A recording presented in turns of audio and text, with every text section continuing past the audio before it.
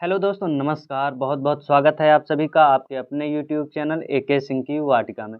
दोस्तों, आज हम लोग हिंदी का एक महत्वपूर्ण टॉपिक देखने वाले हैं, जहां से यूपी ट्रिपल एससी के वीडियो एग्ज़ाम और अन्य एग्ज़ाम टेट और पेट में यूपीएसआई, एसएससी, जीडी और भी अन्य परीक्षाओं में 2 से 3 नंबर के प्रश्न पूछे जाते हैं। तो इस टॉपिक का नाम है मुहावरे एवं लोकोक्तियाँ। इसका कोई नियम नहीं है, ना ही इसका कोई शॉर्ट ट्रिक है। तो जितना ज़्यादा से ज़्यादा आप प्रैक्टिस करेंगे इस अभ्यास के लिए, आप उतना ही ज़्यादा प्रश्न को कर सकते हैं। तो आइए वीडियो को स्टार्ट करते हैं। चलते हैं दोस्तों अपने पहले प्रश्न पर। प्रश्न बोल रहा है कि कलेजा होना का अर्थ है। हमें बताना है कि ये जो मुहावरा है कलेजा होना, इसका क्या अर्थ है। इसके 4 ऑप्शन दिए गए हैं, आप लोग बताइएगा। द्रवित होना, विवश होना और विकल होना, हिम्मत होना, इसमें से कौन सा ऑप्शन सही होगा। तो इसमें ऑप्शन सही होगा ऑप्शन डी, हिम्मत होना। कलेजा होना का मतलब क्या है कि हिम्मत होना। तो इसका ऑप्शन डी राइट आंसर हो जाएगा। दूसरा प्रश्न देखते हैं। आधा तीतर आधा बटेर, यानी जो मुहावरा है आधा तीतर आधा बटेर, इसका क्या अर्थ होगा। तो इसके 4 ऑप्शन है। पहला है उचित सामंजस्य का अभाव, बी है छोटा बड़ा होना, सी रंग बिरंग होना, डी बेमेल तथा बेढंगा होना। तो आधा तीतर और आधा बटेर का मतलब होता है कि बेमेल तथा बेढंगा होना। ओके, आइए प्रश्न नंबर 3 पे चलते हैं। अब देखिए, जैसे बेमेल और बेढंगा होना का मतलब क्या है कि जैसे ऊपर हम लोग पहन लिए, मान लीजिए शर्ट पहन लिए और नीचे घाघरा पहन लिए। तो नीचे घाघरा पहन लिए, ऊपर शर्ट पहन लिए, ये कोई मेल है? कोई मेल नहीं है। तो इस तरीके से बेढंगा और बेमेल होना का मतलब क्या है कि आधा तीतर आधा बटेर। नंबर 3 चलते हैं क्वेश्चन पे। गूलर का फूल होना, इसका क्या मतलब है। यानी जो मुहावरा है कि गूलर का फूल होना, इसका मतलब हमें बताना है। 4 ऑप्शन दिए गए हैं। कभी कभी दिखाई देना, अस्पष्ट दिखाई देना, कभी भी दिखाई न देना और व्यर्थ की बात करना। तो इसका सही प्रश्न हो जाएगा कभी कभी दिखाई देना। लोग बोलते हैं ना कि आप तो गूलर के फूल हो गए हैं, कभी दिखते ही नहीं। तो इसका मतलब क्या है कि कभी कभी दिखाई देना या बहुत कम दिखाई देना का मतलब होगा गूलर का फूल होना। नंबर 4 पे चलते हैं। नंबर 4 बोल रहा है घाट घाट का पानी पीना। हमें इसका अर्थ बताना है। 4 ऑप्शन दिए गए हैं। बहुत अनुभवी होना, बहुत यात्रा करना, नंबर सी है अधिक लोगों से मित्रता करना और नंबर डी है रोजगार के नए नए अवसर तलाश करना। तो इसका आंसर होगा बहुत अनुभवी होना। घाट घाट का पानी पीना मतलब क्या कि बहुत अनुभवी होना, कि इतना अनुभव है कि लगता है कि जैसे हर एक घाट का पानी पी रखा है। तो घाट घाट का पानी पीना मतलब क्या कि बहुत अनुभवी होना। दोस्तों, वीडियो अच्छा लग रहा हो तो वीडियो को लाइक शेयर कमेंट और चैनल को सब्सक्राइब करके बेल आइकन जरूर प्रेस कर दीजिएगा। नंबर 5 पे चलते हैं। टिप्पस लगाना। मुहावरा क्या है? टिप्पस लगाना। और इसके 4 ऑप्शन दिए गए हैं। झूठी बातें मिलाना, सिफारिश करना, निशाना लगाना और रिश्वत देना। तो इन चारों में कौन सा ऑप्शन सही होगा, जल्दी से बताइए आप लोग। तो इसका क्या होगा? सिफारिश करना। सिफारिश करना मतलब क्या? टिप्पस लगाना। जैसे किसी नौकरी के लिए टिप्पस लगाना, यानी कि नौकरी के लिए सिफारिश करना। नंबर 6 पे चलते हैं। क्वेश्चन नंबर 6 देखते हैं। मधु जहर की घूंट पी कर रह गई। तो हमें इसमें मुहावरे का अर्थ बताना है। इसमें मधु है जो कि जहर की घूंट पीकर रह गई। बोला जा रहा है कि मधु जहर की घूंट पी करके रह गई। तो जहर की घूंट पीना, ये मुहावरा है। इसका क्या मतलब है? 4 ऑप्शन दिए गए हैं। कड़वी दवा पीना, क्रोध को नियंत्रित करना, अपमानित होना और व्यंग्य सहना। तो क्रोध को नियंत्रित करना मतलब क्या? जहर की घूंट पीकर रह जाना। आइए नंबर 7 पे चलते हैं। प्रश्न 7 बोल रहा है कि चोली दामन का साथ, इस मुहावरे का अर्थ हमें बताना है। 4 ऑप्शन दिए गए हैं। एक दूसरे पर निर्भर, एक दूसरे से शत्रुता, एक दूसरे से मित्रता, एक दूसरे से स्पर्धा। तो इसका राइट आंसर क्या हो जाएगा, हमें ये बताना है। तो चोली दामन का साथ मतलब एक दूसरे पर निर्भर। चोली दामन का साथ मतलब क्या? एक दूसरे पर निर्भर। तो एक दूसरे पर निर्भरता, ऑप्शन ए इसका सही आंसर हो जाएगा। नंबर 8, अंधे की लाठी, इसका क्या अर्थ है? 4 ऑप्शन दिए गए हैं। गंवार व्यक्ति, अनपढ़ व्यक्ति, एकमात्र सहारा और बिल्कुल असमर्थ होना। तो जैसे देखिए, अंधे की लाठी क्या होती है कि अंधे का एकमात्र सहारा होती है। उस लाठी की सहायता से ही वो पूरा काम करता है, कहाँ जाना है, किधर आना है, तो ये सब करता है। तो गंवार व्यक्ति नहीं होगा, अनपढ़ व्यक्ति नहीं होगा, एकमात्र सहारा। एकमात्र सहारा इसका राइट आंसर हो जाएगा। जैसे अंधे की लाठी, अब जैसे बोल दिया जाए, जैसे एक माँ है और एक पुत्र है, तो माँ के लिए बोल दिया जाता है कि इसका एक ये पुत्र इसका एकमात्र सहारा है, यानी कि अंधे की लाठी है।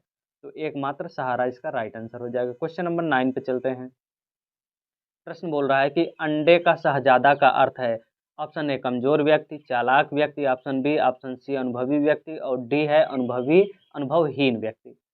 डी क्या है? अनुभवहीन व्यक्ति। तो अंडे का शहजादा मतलब होगा अनुभवहीन व्यक्ति, यानी जिसे कोई अनुभव ना हो और खुद को शहजादा समझे। तो अंडे का शहजादा मतलब क्या? अनुभवहीन व्यक्ति। नंबर 10 कह रहा है अक्ल का दुश्मन मतलब क्या होगा? मित्र, शत्रु, महापंडित, महामूर्ख। तो महामूर्ख इसका राइट आंसर हो जाएगा। आइए नंबर 11 पे चलते हैं। आगा पीछा करना, इसके 4 ऑप्शन दिए गए हैं। इस मुहावरे का हमें अर्थ बताना है। चापलूसी करना, उलटफेर करना, हिचकना और दुविधा में पड़ना। तो इसका सही आंसर हो जाएगा हिचकना, यानी आगा पीछा करना मतलब क्या? हिचकना।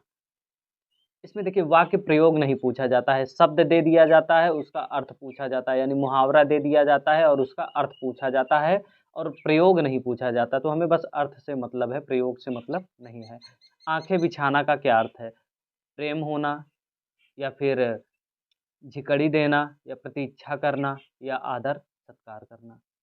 तो इसके 4 ऑप्शन दिए गए हैं। तो आंखें बिछाना मतलब क्या? प्रतीक्षा करना। जैसे सबरी प्रभु राम के दर्शन के लिए आंखें बिछाकर बैठी थी, मतलब क्या? कि उनके दर्शन के लिए प्रतीक्षा कर रही थी। तो ये इसका सही उत्तर क्या हो जाएगा? प्रतीक्षा करना। अब क्वेश्चन नंबर 13 देखते हैं। कांटा बोना क्या है? कांटा बोना। तो इसके 4 ऑप्शन दिए गए। भेद प्रकट करना, हानि पहुंचाना, संदेह करना, प्यार करना। तो कांटे बिछाना या कांटे बोना मतलब क्या? हानि पहुंचाना। कांटे बोना मतलब क्या? हानि पहुंचाना। नंबर 14 देखते हैं। कलम तोड़ना। तो इसका क्या अर्थ होगा? 4 ऑप्शन दिए हैं। क्रोध दिखाना, बहुत सुंदर लिखना, वही चीज़ें लिखना, बहुत मेहनत करना। तो सुंदर लिखना या बहुत सुंदर लिखना, बहुत सुंदर लिखना मतलब क्या? कलम तोड़ना। ठीक है। क्वेश्चन नंबर 15 देखते हैं। ऊधो का लेना न माधो का देना का अर्थ क्या होगा? जैसे रमेश को न ऊधो से लेना है न माधो को देना है, बोल दिया जाए तो इसका क्या मतलब होगा? 4 ऑप्शन है। अपने काम से काम, भक्ति भाव से दूर रहना, हिसाब साफ रखना, सबसे अलग रहना। तो इसका मतलब है अपने काम से काम, यानी रमेश को न ऊधो से लेना है न माधो को देना है, यानी रमेश को अपने काम से काम रखना है, या रमेश अपने काम से काम रखता है। तो ऑप्शन ए सही हो जाएगा। प्रश्न नंबर 16 देखते हैं। राम नाम जपना, पराया माल अपना। इसका क्या तात्पर्य है? इसका अर्थ क्या है? हमें ये बताना है। नंबर ए है दान करना, नंबर बी सर्वत्र करना, नंबर सी धोखों से धन जमा करना, और नंबर डी दूसरों से सहानुभूति रखना। तो ऑप्शन सी इसका राइट आंसर होगा कि धोखों से धन जमा करना, यानी कि राम नाम जपना, पराया माल अपना। आइए अगले प्रश्न पे चलते हैं। प्रश्न नंबर 17। नीम हकीम खतरे जान। नीम हकीम खतरे जान। इसमें 4 ऑप्शन दिया गया है। डींगे हाँकना, और ये क्या लिखा है? बीमारी का गलत इलाज होना। इसमें प्रिंटिंग गलत है। बीमारी का गलत इलाज होना। ऑप्शन सी खतरनाक चीज़ें। ऑप्शन डी अल्प विद्या भयंकर। तो नीम हकीम खतरे जान का मतलब होता है अल्प विद्या भयंकर, यानी कि कम जानकारी जो है जानलेवा होती है, या फिर कम जानकारी बहुत ही खतरनाक होती है। ये हम बोल सकते हैं कि कम जानकारी बहुत ही खतरनाक होती है। तो मतलब क्या हुआ? नीम हकीम खतरे जान। आइए आगे बढ़ते हैं। क्वेश्चन नंबर 18 देखते हैं। 100 सयाने एक मत। मुहावरा है 100 सयाने एक मत, यानी कि A B C D option दिया गया है। कुछ भी निश्चय न कर पाना, ज़्यादा चालाक बनना, अच्छे विचारों में भिन्नता होना, बुद्धिमानों के विचार एक से होते हैं। तो ऑप्शन डी सही होगा, बुद्धिमानों के विचार एक से होते हैं, यानी कि 100 सयाने एक मत। आइए अगले प्रश्न पे चलते हैं। प्रश्न बोल रहा है कि तन पर नहीं लगता पान खाए अलबत्ता। इसका हमें अर्थ बताना है। 4 ऑप्शन दिए हैं। बहुत गरीब होना, झूठा दिखावा करना, एक साथ 2 लाभ होना, बुरी आदत का शिकार होना। तो जैसे कि झूठा दिखावा करना, यानी कि पहनने के लिए कपड़ा नहीं है और पान खा रहे हैं, तो ऐसा बोला जा रहा है। तो मतलब क्या कि झूठा दिखावा कर रहे हैं। तो इसका राइट आंसर हो जाएगा झूठा दिखावा करना। 20 नंबर प्रश्न पे चलते हैं। गुरु गुड़ चेला चीनी का अर्थ क्या है? 4 ऑप्शन दिए। गुरु हमेशा सर्वोपरि होता है। बी, गुरु से चेले का आगे बढ़ जाना। डी, चेले द्वारा महान कार्य करना। डी, गुरु के कथनानुसार कार्य करना। तो इसका राइट आंसर होगा गुरु से चेले का आगे बढ़ जाना, यानी कि गुरु गुड़ रह गया और चेला चीनी हो गया। मतलब क्या? गुरु से चेले का आगे बढ़ जाना। तो दोस्तों आज की वीडियो को यहीं पे समाप्त करते हैं। वीडियो अच्छा लगा हो तो वीडियो को लाइक शेयर कमेंट और चैनल को सब्सक्राइब करके बेल आइकन जरूर प्रेस कर दीजिए। Thank you.